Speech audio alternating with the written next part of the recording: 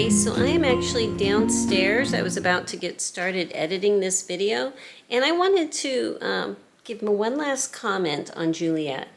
As you can see, there was a lot of trial and error with her, but I think that everyone who wants to go down this hobby, this path of remaking vintage sewing machines needs a Juliet.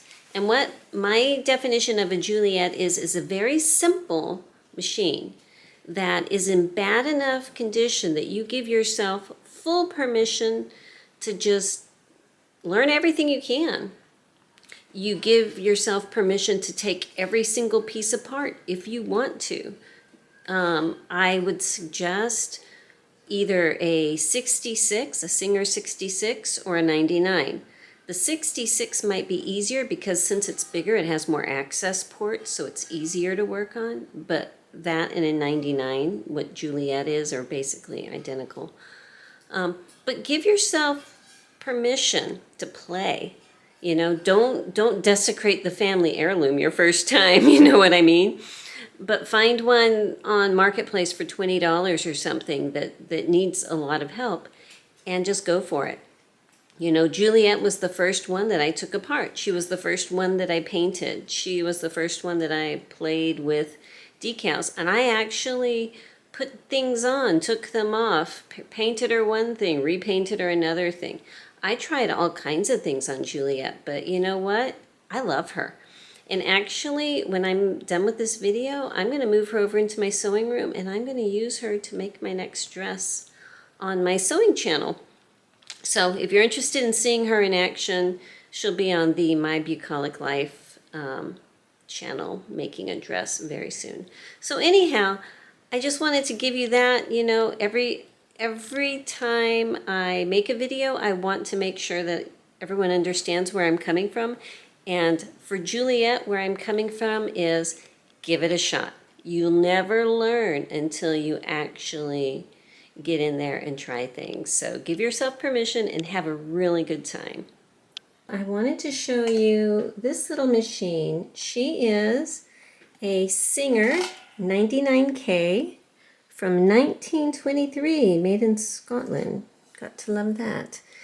And she has been my guinea pig. This is the one that I first practiced personalizing machines on because she was in terrible condition, very bad condition. Lots of rust, lots of missing parts, all kinds of things, very bad paint. So because, you know, she was my guinea pig, the mistake that I made on her is I got her mostly mechanically great, except for one thing. And at the time, I wasn't sure how to fix that one thing. So I skipped it, okay? And what that one thing was this stitch adjustment knob was very hard to turn. And no matter what I did, no matter how much I tried to oil it and loosen it and everything, nothing worked. And it turned out, after I had painted her, of course, that the problem was that this screw was in much too tight. Someone had put it in way too tight. So it needed to be loosened just a fraction of a turn, and then she could move. But this screw did not want to budge, and I don't know if you can see the blackness around here.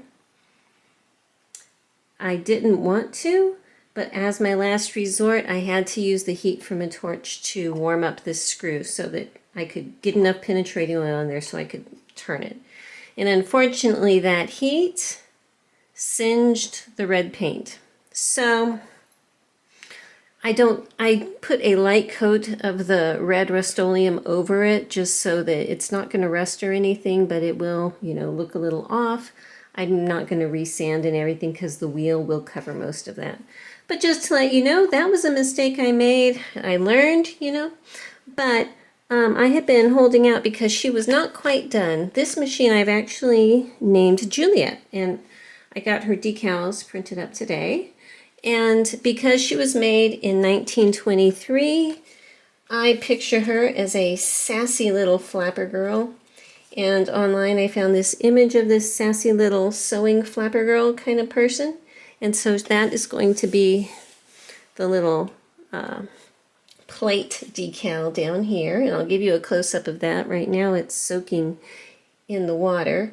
So these water slide decals, they come with a clear back or a white back. And for the ones that are going on a red or a dark paint, you really need to have a white background, or else all of your color will disappear or get really skewed when you put it on the machine.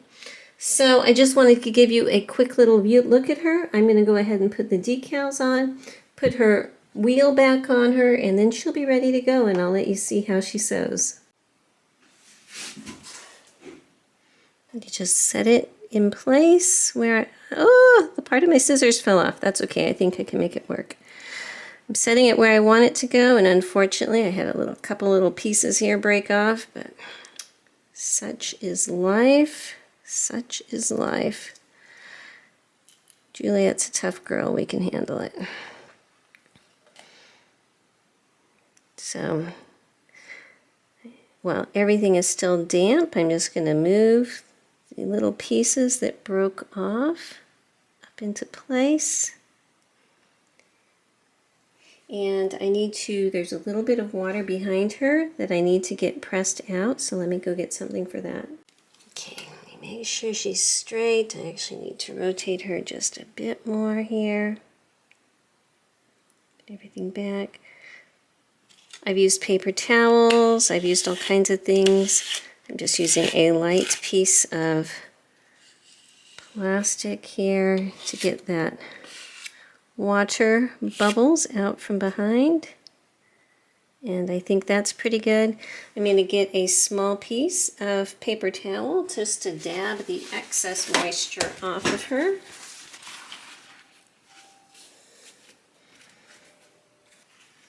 Okay, so now she is there. I'm going to let her set for a while. She needs to cure. I'll probably give her about 3 hours before I start messing with her. And now I got her a name tag, so I'm going to put that up on top up here. Right here. So let me go ahead and get her name tag soaking in water. This one is breaking too. Oh my gosh, I must be pulling too hard. That's alright, that's okay. I'll just push it all together over here.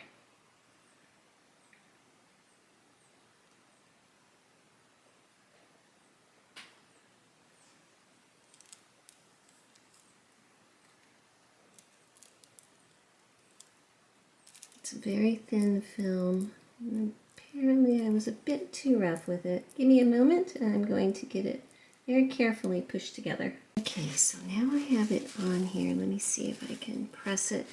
As it dries, they do shrink ever so slightly. So I want to be aware of that. Putting a flat decal on a curved portion of the machine is always a bit challenging, especially one like this where it is just a very big single piece. So I'm just trying to carefully smooth out any wrinkles that are underneath there as carefully as possible. I think it looks adorable. Again, for decals, I do recommend decals that are made on either a color copier or a color laser printer, and not so much the ones that are made with an inkjet printer. In my experience on sewing machines, the inkjet ones bleed somewhat or have a tendency to. So there she is. Hang on, let me back you up a bit so you can see both of them here. And I'm just going to let this dry for a bit. Okay, welcome back to another day, and I've given the decals plenty of time overnight to dry completely, and I think that they're going to be adorable. Well, they already are adorable, and they're safe, they're secure, but because of the nature of sewing, there's going to be a lot of stuff done here. So to protect the decals, what I'm going to do is paint a layer of shellac over the top, and I'm using shellac because I've previously used a coat of it to protect the surface here over these. And so one more coat just makes the party happier. And this is the one I'm using. I don't want it to be very thick. If your shellac is too thick, you might want to thin it a little bit. But I have just shaken it up and I'm just using a nice clean brush. And it's a very, very light coat. I'm actually going to go all the way across. And I will probably end up putting at least 2 coats over each of the decals. Just to make sure that they are going to be very safe, very secure, because that's what we want here. So just like that. While I got my brush, I might do a little extra here, because this is the part of the machine that gets the most wear, right here, where you're constantly touching. So I'll probably give another coat here. I've got a couple layers of shellac on here now. It dries fairly fast, but I'm just going to set this whole machine over in a sunny spot to try to, you know, kick it in gear and dry it really well before we finalize her project. Okay, so while Juliet is drying, she does have a Bentwood top that goes over her. Now, when I first got her, like I said, she was in really terrible condition. Her case was actually also in terrible condition. And so before I got the idea of going with the red, you know, 20s flapper girl kind of theme for her, if that's what, you know, that's what I'm calling it at least. I repaired her laminate and everything on her case the best I could, but it still wasn't strong enough for me. So I had the bright idea of, hey, I can decoupage this with some really good paper, Mod Podge all over it, and that'll act kind of like a glue to hold it together. So that is what I did. And yes, it is fun.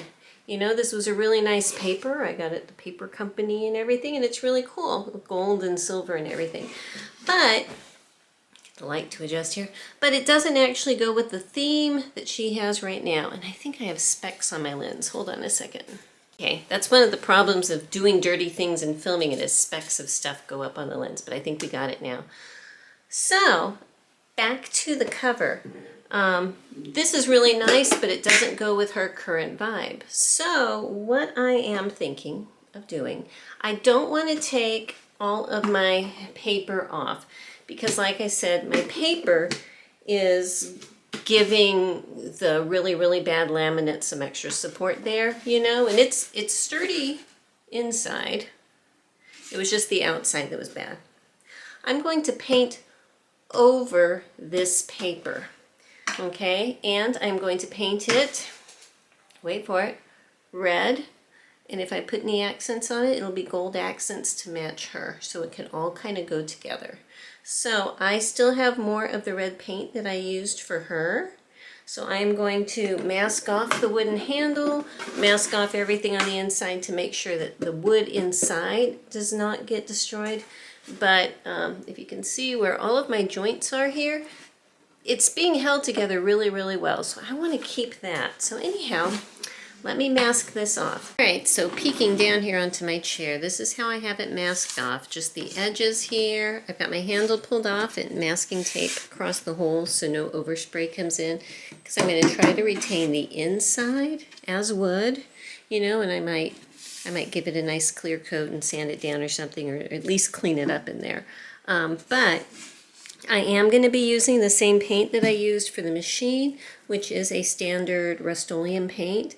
But it's supposed to go good on all kinds of textures, so it should go good on this too. So I'm going to take it in. It's probably going to take at least a couple coats, but what I like to do is give lighter coats, but several lighter coats. I find that that works a lot better than trying to do a thick coat, because then you get drips to deal with, and that's just not pleasant. So here she is. Next time you see her, she's going to look red.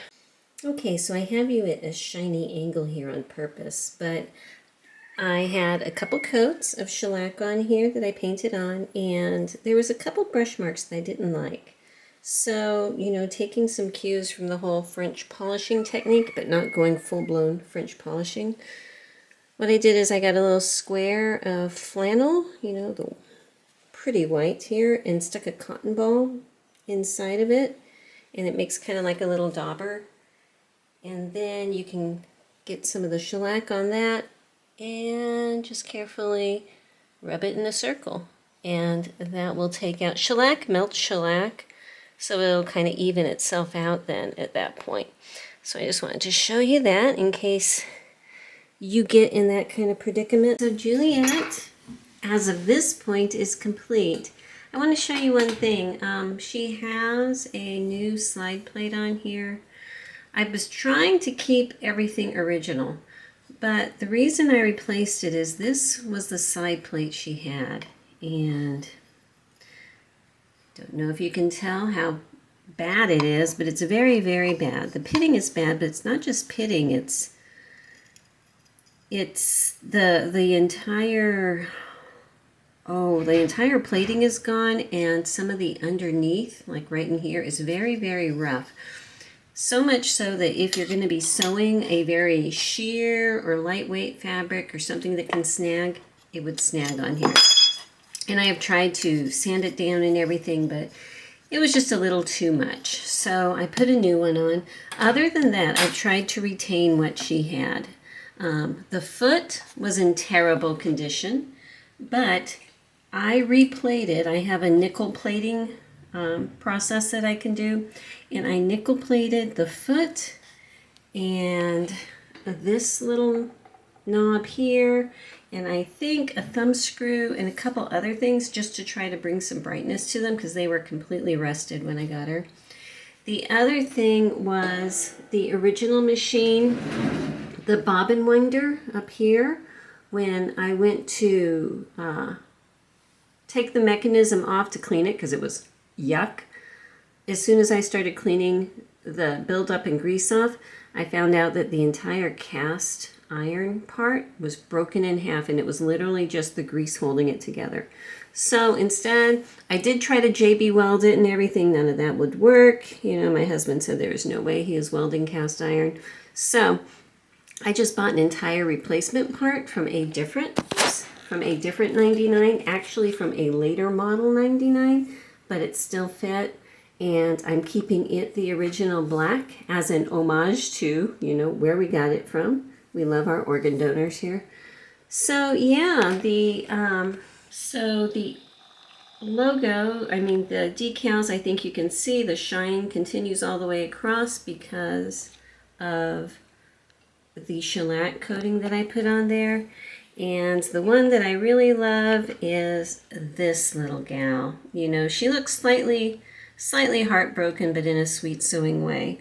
Because what I figure is this machine, being made in 1923, I don't know the history. I really don't. I have an idea, but I have an idea of where the person that I got it from, but I have no idea where that person got it from. So it's kind of a mystery. But if this was made in 1927, and she has had some rough times, okay? You figure if this was a young lady who got this machine, 20 years from then, her children could have been, you know, the age of the soldiers in World War II. And this is a made-and-kill Bowie machine. So who knows where it was. The amount of scratches and rust and everything that was on this machine, it just led me to believe it was not one that was lightly used and put in a closet. This was one that saw a lot of work. So I think that she's appropriate. She embodies to me the spirit of this little machine, and I have just named her Juliet just because. So anyway, let me go ahead and put some fabric under here and show you how she works. Okay, so sliding the cover off, she does have a bobbin in here right now. It has a little ejector button. You push that and the bobbin pops out. This uses a class 66 bobbin, just like the Singer 66 machines. So I'm just going to put a spool of thread up here. She threads very easily. She has the very old school tension system, no numbers, no nothing. There's a little spring that goes down.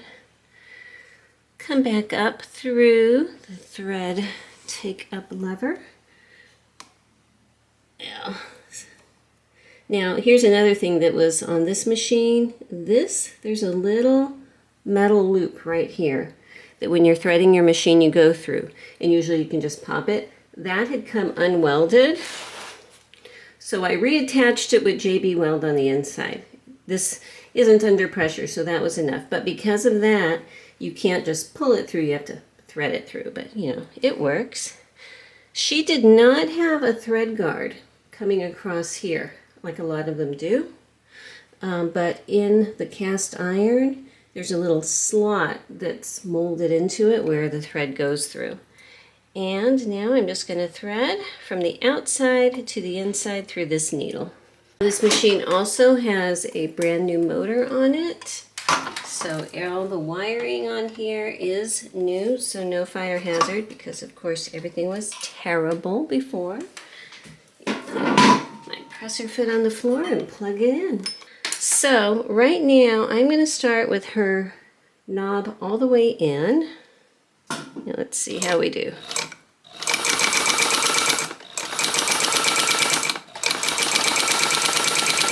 Okay, so all the way in is a very, very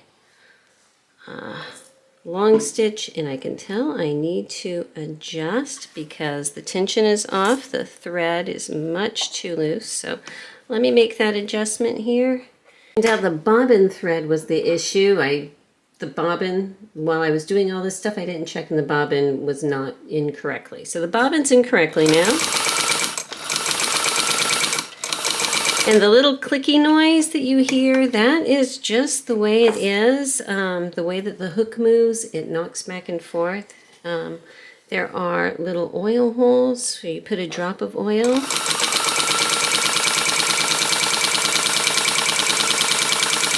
So at this point, that is a little bit of a shorter stitch, you know. So I'm going to pull it out another turn, or half of a turn, and we'll see here.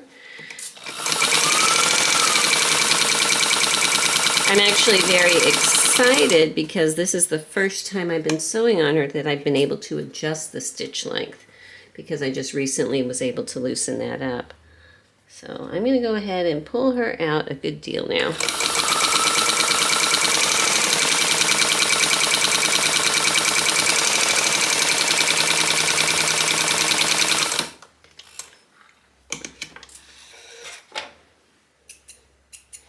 Okay, so I'm using pink thread on top and white on the bottom. So hopefully you can see I have nice even stitches on here, very straight stitches. And on the back, the tension is good, you know. This is very lofty cotton flannel, so it has some body to it, but I hope you can see, you don't see any of the pink pulling through. She is lovely. She is just so lovely. So what I do for oiling is I have these little bottles that have a little, basically a little needle almost on top, which makes it easy to put my sewing machine oil in, and I can just put exactly one drop in each little oil hole, so that nothing is over flooded, but everything gets the lubrication it needs, you know. There's a couple bearings in here that is good to oil, and underneath there's some bearing points that are good to oil. So I highly recommend getting an oil bottle, whatever you do, that you can really, really be precise on where you're putting your oil in. And in another thing, in the bobbin winder mechanism, there's a little hole right here, and I put one drop of oil in there, and that lubricates this shaft so it can turn easily. Okay, I've noticed on several machines that I've gotten, this has been completely locked up, and I think that people just always skip this one, and that's going to keep this shaft from rusting up or anything like that. So that's an important one for me. So next step on her is finishing up her case. Okay, so I'm trying to get the lighting right so you can see. Maybe if I turn her, this is the same red that the machine is. Got to work on lighting up here. This is my temporary location. Eventually, you know, I will have my workshop. But we will endure. So I just put the last coat on her earlier this morning, so I don't want to actually start doing all the fancy stuff until I know she's 100% dry. You can still kind of see the texture of the paper, which is fine. I don't mind that, but it's a nice coverage. The machine itself has some gold edging and gold decals that I had put on. And so I am going to put some detail on this. And at this point, you know, things could change. At this point, I'm thinking of using some of this 24 karat gold paint when I do it. I'm looking into some stencil or something like that. I haven't made up my mind yet. So let me think about that, let her dry for at least another day, and then we'll get back on her. Hello, it is a cold, rainy, dark day here, so I've got all of my lights going on trying to make this a little brighter. But I wanted to show you, I've got the case. She is painted, she is dry, and I had an idea for how I want to decorate this. And so what I did is yesterday I painted, you know, I'll explain how and probably in another video, this massive old Singer sewing machine logo on a clear backed waterslide decal paper. And I'm hoping that it will be able to go right here. Now usually on these decals I like to trim them out, you know, very closely all the way around everything. I'm not going to do that on this because this is such a big piece that it's going to be difficult to get it up here without any cracks or anything happening. So I figured if I see a little bit of a line around the outside edge where the decal goes over, that's okay. I think that would be better. But this is my very first time with this process of painting with acrylic paint on a decal paper and trying to make that work. So you will see how it goes as well as I do. So I've got my pan here. I'm going to pour warm water into that pan. Let me set it over here. And I'm going to make sure that my decal has enough time to get in there that it's sliding around pretty easily, because I don't want to tug on it too early. So let me go ahead and get that soaking in the water, and hopefully the paint won't float off. Alright, let's see how it goes. I'm just going to place it on the paper. Actually, I'm going to lower that just a bit here. Very wet indeed. And let's see if I can slide the backing paper off.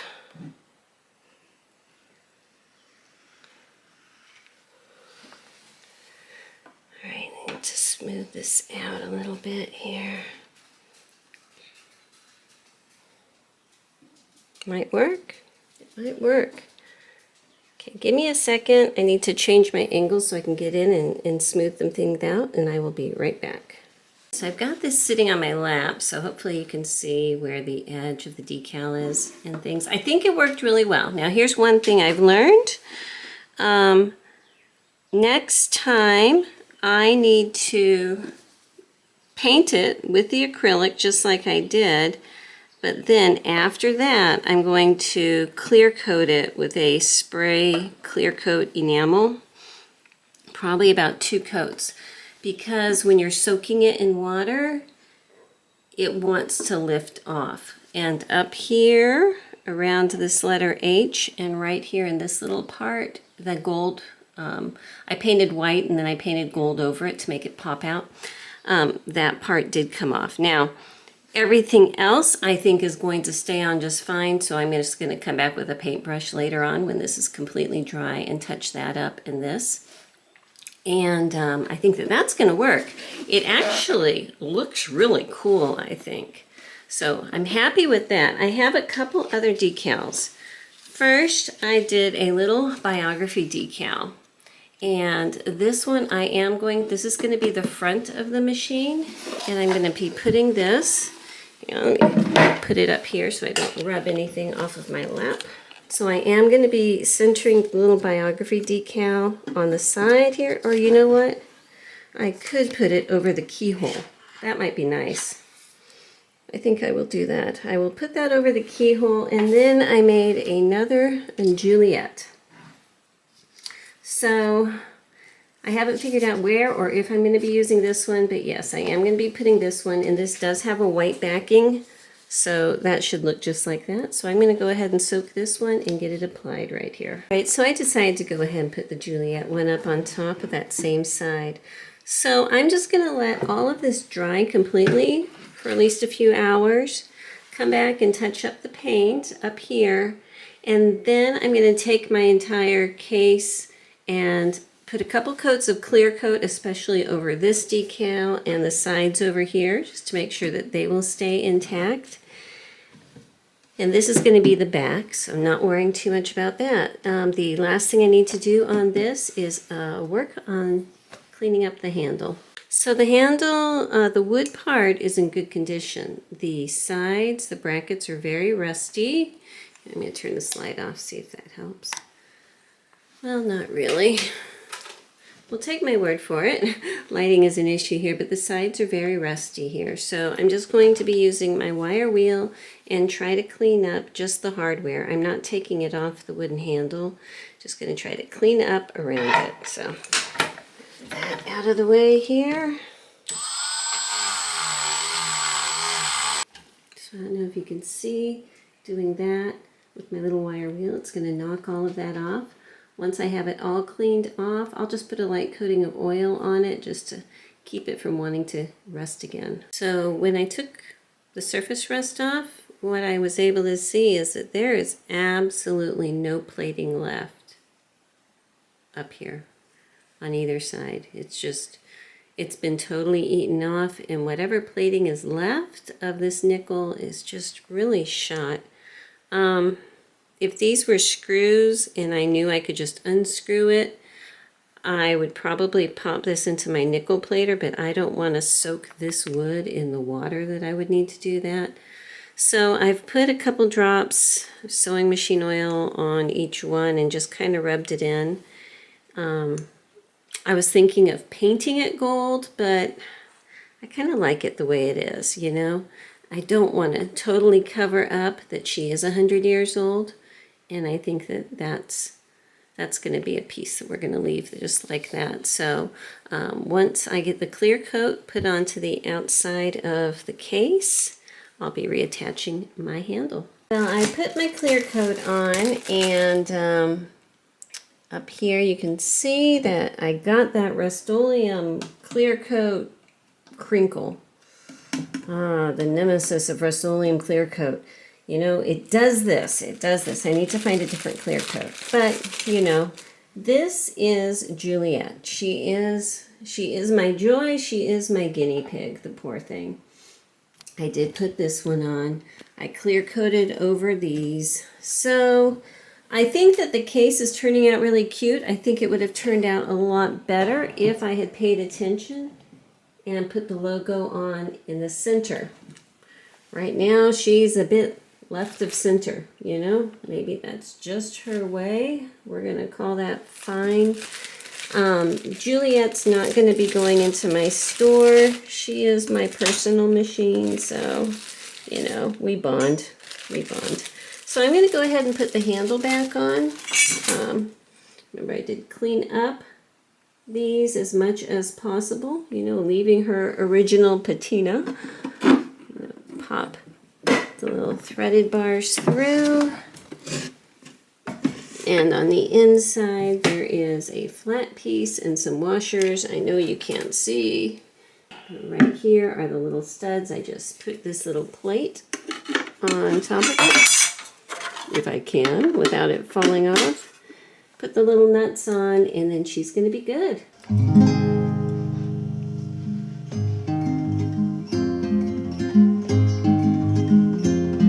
I found an antique sewing machine, forgotten and alone.